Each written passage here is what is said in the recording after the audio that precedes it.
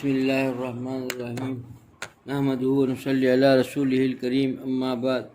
دوست عزیزو، اللہ نے مرد و عورت کو پیدا کیا تو یہ دو الگ فطرت سے پیدا کیا۔ اللہ تعالیٰ جو الگ الگ فطرت سے پیدا کیا، ان کی ذمہ داریاں الگ رکھی۔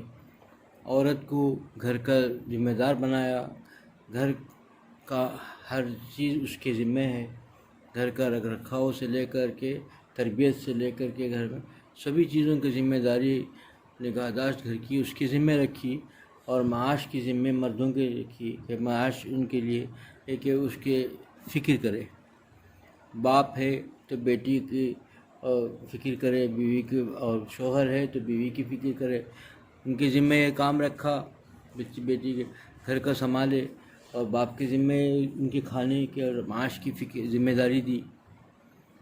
بیوی کے ذمہ گھر کا ذمہ داری دی، اور باپ شوہر کے ذمہ ان کے معاش کی ذمہ داری دی اللہ نے۔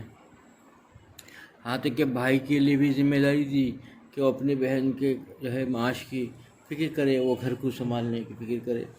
یہ اللہ نے ایک نظام بنایا، فطرت اس کی الگ بنائی، دیکھنے میں اس کی طاقت میں بھی الگ ہے، اس کی فطرت بھی الگ ہے۔ دونوں کی فطرت میں فرق، مرد عورت کے، اور دونوں کی طاقت میں فرق اللہ نے رکھی۔ یہ قدرت والا خدا جو انسانوں کو تخلیق کیا تو اس کو معلوم ہے کہ کس کے لیے کیا چیز ہے، اس کے مطابق دنیا کا یہ نظام بنایا۔ یہ جو خدا کو نہیں مانتے، یہ خدا بیزار جو لوگ ہیں، اللہ تعالیٰ کے باغی جو لوگ ہیں، وہ چاہتے ہیں کہ اس کو مکمل بدل دیں۔ وہ نہیں چاہتے کہ بھئی اس فطرت کے مطابق زندگی رہے۔ انہوں نے ایسی سازشیں، ایسی سازشیں، گھنونی سازشیں بنائی کہ مردوں کو عورتوں کا لباس پہنا دیا، عورتوں کو مردوں کا لباس پہنا دیا، وضع خطاب میں بالوں میں مردوں کو عورتوں کا کر دیا، عورتوں کو مردوں کا کر دیا۔ سب کچھ کرنے کے باوجود فطرت تو نہیں بدل سکتی، ہے تو خدا کی طرف سے ہے۔ اس کی فطرت تو وہی ہوگی جو اس کو اللہ نے پیدا کیا۔ خالق و مالک جانتا ہے، اگر ایک ساتھ مساویت رکھنا ہے اور مرد کو برابری کی جو نعرے لگ رہے ہیں، یہ اگر اللہ تعالیٰ کو معلوم ہے، اگر اللہ چاہتے تو کر سکتے تھے، اللہ نے نہیں کیا ہے، تو یہ انسان کرنا جو چاہتا ہے اس کا اصل مقصد یہی ہے کہ شریعت سے بغاوت ہے، اور شریعت کے خلاف اور فطرت کے خلاف اور خدا کے طریقے کے خلاف زندگی گزارنا چاہتا ہے۔ اس سے کچھ نہیں ہوتا، اس سے جو ہے ایسی حالات، ایسا ایک معاشرہ جنم دیا کہ ایسا معاشرہ جو دنیا ہی کو جہنم بنا دیا، ایسے دلدل میں پھنس گئے، اور دین بیزاری کے ساتھ ایسی چیزیں۔ اور اس سے دیکھیے جو خدا کے باغی ہیں، خدا کو نہیں مانتے، وہ لوگ تو اگر اس طریقے کی زندگی گزارتے ہیں تو گزارتے ہیں، لیکن افسوس اس بات سے ہے کہ جو مسلمان ہے، جو کلمہ کو ہے، جو اللہ کو مانتا ہے، وہ بھی اس معاشرے سے اتنا متاثر ہے کہ وہ آج یہ سوچتا ہے کہ آج کے دور میں یہ حیا، یہ پردہ، یہ سب چیزیں دخیانوسی ہیں، یہ ہو ہی نہیں سکتا، چل ہی نہیں سکتا۔ ایک آدمی وہ ہے کہ جس کو افسوس ہے کہ بھائی میرے گھر کا معاشرہ بدل گیا، آزادی آ گئی، بیوی میں آزادی آ گئی، بچوں میں آزادی آ گئی، اور بیٹیاں آزاد ہو گئے ہیں، کاش کہ میری تربیت صحیح ہوتی۔ اس کو افسوس رہتا ہے، تو کچھ تو اس کے دل کے اندر سمجھو کہ خیر ہے کہ بھائی کچھ تو اس کے اندر دین باقی ہے، یعنی دین کا جذبہ باقی ہے، رتی برابر اس کے اندر دین ہے۔ ایک آدمی وہ سوچتا ہے کہ آج کے اس معاشرے سے بھائی اس ماحول میں پردے کی کیسے رہ سکتے ہیں، یہ تو پرانی روایت ہے، پردے کے ساتھ اور اتنا باہر عورتیں نہیں جانا، ایسا پردے میں رہنا، یہ تو قید کا طریقہ ہے، یہ سب بالکل دخیانوسی ہے، یہ آج کے دن میں ہو ہی نہیں سکتا، آج کے دور میں ایسا چل ہی نہیں سکتا۔ یہ سوچنا ایمان کی خیر نہیں ہے، اس کا ایسا سوچنے والا مسلمان آج اکثریت یہ سوچ رہی ہے۔ ہم کو نہیں معلوم، جب قریب جاتے ہیں پتہ چلتا ہے، جب ان کا ٹٹولا جاتا ہے تب پتہ چلتا ہے۔ ہم تو باہر دیکھتے ہیں کہ بھائی بہت بڑے ہیں، کیا ہے، دیکھنے میں بڑی ان کی ملنساری سے دکھتا ہے کہ بہت دیندار لگ رہے ہیں۔ جب ان کو ٹٹولا جاتا ہے، ان کی معاشرت دیکھی جاتی ہے، تب پتہ چلتا ہے کہ کتنے دین بیزار ہیں، دین سے کتنی بیزاری ہے، اور کتنا وہ مغربی معاشرت سے کتنا متاثر ہیں۔ دوست عزیزوں، کیسی تربیت ہے۔ حضرت علی رضی اللہ تعالیٰ عنہ کے جب حضور اکرم صلی اللہ علیہ وسلم نے اپنی لاڑیلی بیٹی حضرت فاطمہ رضی اللہ تعالیٰ عنہ سے نکاح کیا، جب گھر میں پہنچی تو انہوں نے پہلے یہی کہا تھا کہ میں گھر کا نگرانی میں گھر کے جو ہے سارے کام کاج میرے ذمہ ہوگی، معاش کا کام آپ کریں گے۔ انہوں نے تقسیم کر دیا۔ یہ تربیت تھی کہ حضور اکرم صلی اللہ علیہ وسلم کی اپنے لاڑیلے کے، اس سے بڑھ کر دنیا کے کون ہے جو دنیا کا جنت کی سردار ہے، وہ انہوں نے یہ طریقہ کر کے دکھا دیا۔ یہ اتنی تربیت تھی۔ آج کیا سوچا جا رہا ہے؟ آج پہلا جب وہ تھا کہ گھر کا جو ہے، گھر میں بچے پیدا ہوتے تھے، ماں جو ہے باوضو ہو کر کے قرآن پڑھتی ہوئی تلاوت کرتی ہوئی اس کو دودھ پلاتی تھی، گود میں بچہ رہتا ہے، اور اس کو جو ہے ایسی لوری بھی ایسی کہ جیسا جو ہے اللہ تعالیٰ کی وحدانیت اور اللہ تعالیٰ کی جو ہے اور رسول صلی اللہ علیہ وسلم کی محبت کے نغمے سناتی تھیں، اور اس کو ایسے قرآن کی آیتیں پڑھتی تھیں کہ اس کا دل کے اندر جو ہے، دل و دماغ کے اندر جو ہے، اس کے رس نس کے اندر ایمان کی بوجھ رہتی تھی۔ تو کیا ہوا؟ ایسا معاشرہ بنا، ایسے اللہ نے ایسے اللہ دنیا دیکھی کہ ایسا معاشرہ بنا جس گھر کے اندر محنت کی، وہ معاشرہ ایسا بدلا۔ اس زمانے کے اندر ایسے اولیاء اللہ پیدا ہوئے جو انقلاب لے کے آ گئے۔ وہ ایک آدمی بھی ایسا نکلا کہ اللہ نے اسے بہت بڑا کام دیا، ایسا کام جو آپ صدیوں یاد رکھتی ہیں، اتنا بڑا کام دیا۔ اور اس کا اصل وجہ ہے کہ گھر کی ماں کی تربیت تھی۔ آج کیا ہے کہ جب بچہ بڑا ہوا تو وہ جو ہے نرسری اسکول چلے گیا، باپ معاش کے لیے ذمہ ہے، معاش کے لیے چلے گا، اب بیوی جو ہے کہیں ڈیوٹی میں چلے گئی۔ گھر کا جو نظام تھا وہ درہم برہم ہو گیا۔ گھر کا جو نظام اللہ نے بنایا، اللہ نے عورت کو جس کے بنایا، گھر کا نظام درہم برہم ہو گیا، تو پھر تربیت بگڑ گئی۔ ایک جو ہے ایک صاحب بتا رہے تھے کہ وہ جو ہے امریکہ کے لیے پڑھنے کے لیے، ایک بچہ تعلیم کے لیے، اعلیٰ تعلیم کے لیے امریکہ گیا۔ اس کی کلاس میں 46 بچے تھے، تو 46 بچوں میں وہ بتا رہا تھا کہ واحد میں ایک ہوں جس کے ماں باپ ہیں شادی میں، باقی کے 45 بچوں کے ماں باپ کی خود طلاق ہو گئی۔ جتنے بچے وہاں پڑھ رہے ہیں میری کلاس میں ایک ہی واحد ہوں جن کے ماں باپ کی شادی باقی ہے، باقی 45 جتنے بچے میرے کلاس میٹ ہیں سب کی طلاق ہو گئی، سب ماں باپ الگ ہیں۔ چونکہ یہ سب چیز جو ہے حرام چیز کی جو ہے، یا معاشرہ جو ہے حرام کاری کے لیے بیج بوتا ہے، حرام کاری کا معاشرہ ہے۔ دوستو عزیزو، افسوس اس بات سے ہے کہ ہمارا مسلمان اس سے متاثر ہے۔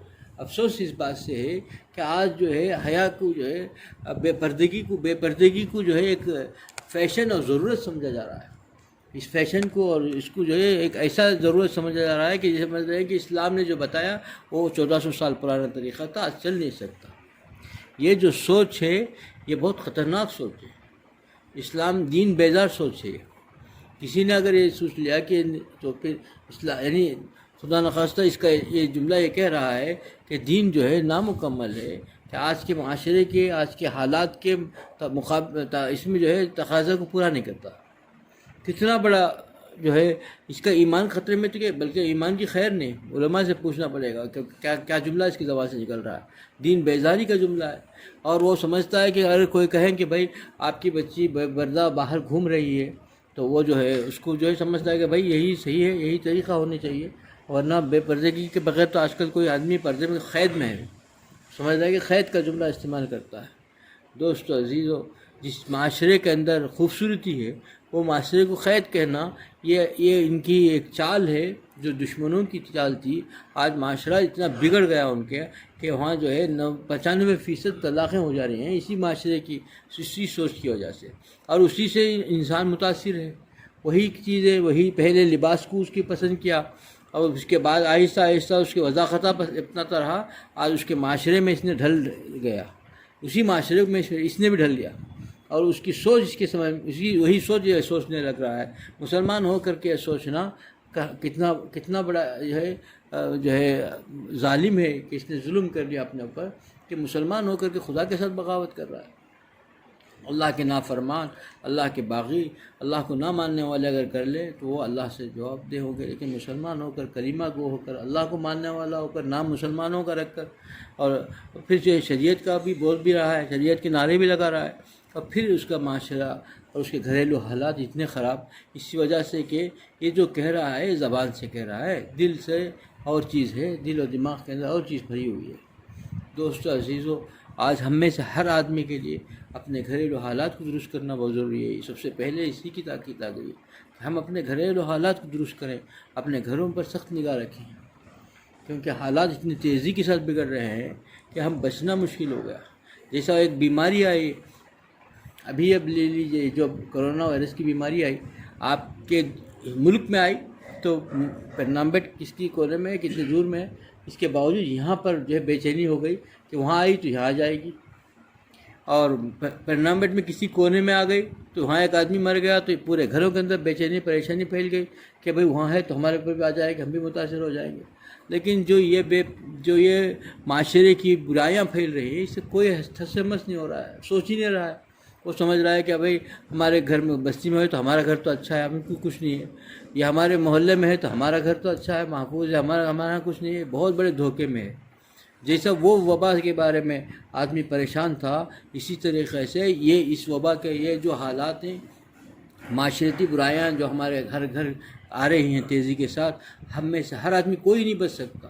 اگر ہم نے فکر نہیں کی، ہم نے سوچا کہ کسی اور جگہ ہے، کسی اور شہر میں ہے، کسی اور بستی میں ایسا بریانیت ہے، ہمارے بستی میں تو اچھے ہیں، ہم کچھ نہیں ہوں گے، تو بہت بڑے دھوکے میں ہیں۔ وہاں آج ہے کل ہمارا نمبر ہے، کل آج ہمارے محلے میں ہے، کل ہمارا نمبر ہے، ہمارا گھر کا نمبر ہے، تو کل محلے کی بچیاں بے پردہ پھریں گی، آج ہمارے گھر کی بچیاں کل کے دن بے پردہ ہو جائیں گی۔ دوستو عزیزو، اس کی فکر کی ضرورت ہے۔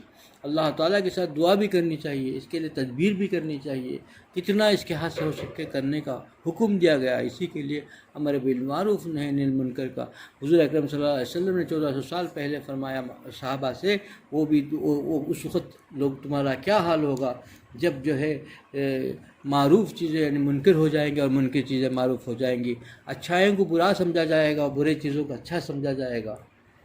یہ 1400 سال پہلے نبوت کی آنکھوں سے دیکھ لیا تھا، اس وقت سوچ بھی نہیں سکتا تھا، اس وقت تصور نہیں کیا جا سکتا تھا۔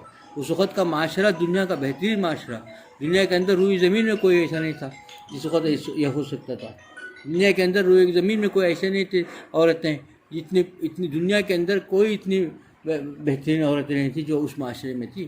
اس وقت کی باتیں ہیں، اس وقت نبوت کی آنکھوں سے دیکھ لیا تھا کہ یہ چیزیں کہ آج جو ہو رہا ہے بعینی وہی چیزیں اس کو دیکھ لیا تھا، اسی وقت فرمایا تھا کہ آج دیکھیں آج یہی ہو رہا ہے، ہر اچھی چیز کو برا سمجھا جائے گا اور ہر بری چیز کو اچھا سمجھا جائے گا، پسند کیا جائے گا معاشرے کے اندر۔ اس وقت تمہارا کیا حال ہوگا؟ حضور صلی اللہ علیہ وسلم نے کتنی فکر کے ساتھ پوچھا تھا۔ دوستو عزیزو، آج ہم میں سے ہر آدمی غور کرے، آج ہمارے ہاں تیزی کے ساتھ جیسا وہ وبا پھیلی تھی، اس طرح تیزی کے ساتھ، بہت تیزی کے ساتھ ہمارا معاشرہ تنزلی کی طرف جا رہا ہے، بے حیائی کی طرف جا رہا ہے۔ حیا اور ایمان دونوں ایک ساتھ ساتھی ہے، یہ اگر چلے گیا، حیا چلے گئی تو ایمان بھی چلے جائے گا، ایسا بچ نہیں سکتا۔